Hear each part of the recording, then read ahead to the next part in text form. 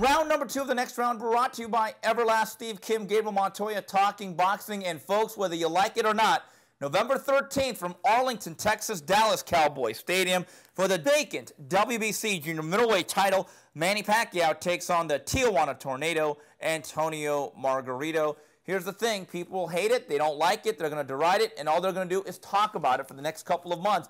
It seemed to me that it was a Texas two-step from Team Margarito and Bob Arum. I think they knew they had to pay their penance in California, and it seemed to me like Texas, they gave it the old rubber stamp. Yeah, this came down to, what state wanted that money, and Jerry Jones is trying to build a boxing venue or an alternate venue to just having a Cowboys stadium. And so, of course, they're going to bring it there. I mean, the fight makes a lot of sense there. Boxing fans are going to be angry about it. They're going to be outraged. There's already boycotts beginning. But, at the end of the day, I got to say to them is follow through. If that's how you feel, then don't buy the card. Don't watch it. Don't download it later. Don't watch it on a free stream. Actually ban it and walk away from it if that's how you feel. None of that will happen with me. I'm going to be there. I'm going to enjoy it. I can't wait for this fight. If there's ever a time, now stylistically and physically, Manny Pacquiao has a lot of advantages. Faster, quicker, better reflexes, southpaw style movement. However, if there is a time and place where Manny Pacquiao is going to be unfocused and distracted, I think it's now, Gabe. Think about it. It's not Floyd Mayweather. Might be looking ahead to May of 2011. The guy's right there fixing potholes in Mindanao or Cebu City, taking votes at the city council, focusing in on a lot of things except one thing, boxing. Now he's facing a hungry man looking for redemption who's naturally bigger.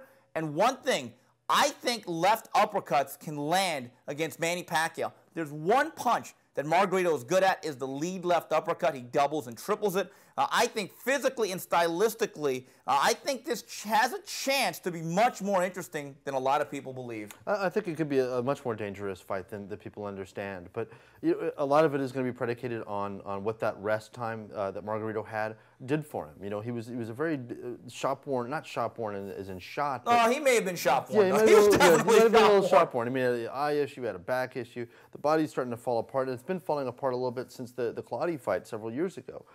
And so you got to wonder, did he get refreshed? Also, you have to look at the weight. If they end up doing the catch weight of 150 pounds, what does that do for Margarito? Is he really a welterweight, having taken a year off trying to make his way down? Or is he going to be comfortable at 150?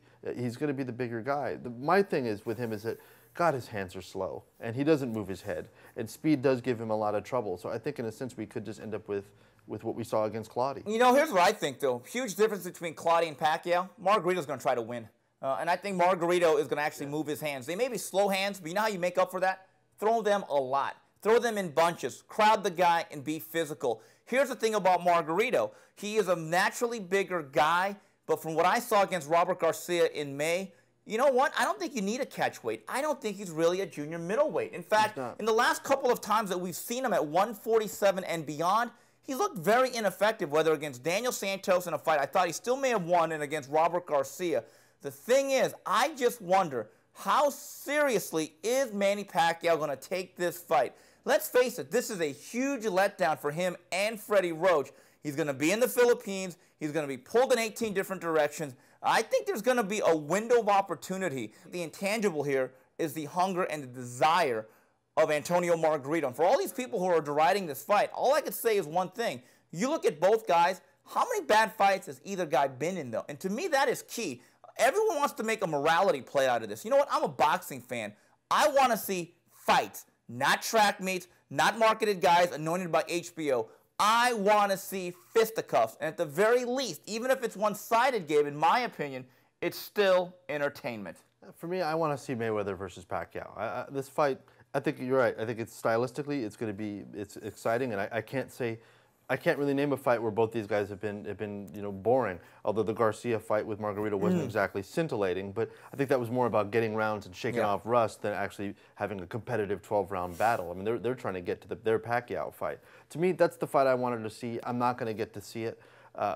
We've gone over a million times who to blame. I think the only thing that really bothers me about this fight is that it delays that fight, although we can't blame this fight. Are we sure? But does it really delay it? If Manny Pacquiao is willing to fight in November, and Floyd Mayweather says in his own words, I don't want to focus in on boxing in 2010, I hate to tell people this, though, but Bob Arum and Manny Pacquiao at that point should move on, shouldn't they, Gabe? No, I absolutely agree. I'm saying you can't really Yeah. you can't really blame them for that. For doing his job. He wants to go out and he wants to fight. Just to me as a fight fan, I think by the time they actually do fight, fights like this are going to put miles on Manny, and the fight's not going to have quite the same competitiveness by the time it does happen. I think it's going to be like Leonard versus Hagler, and that's going to suck.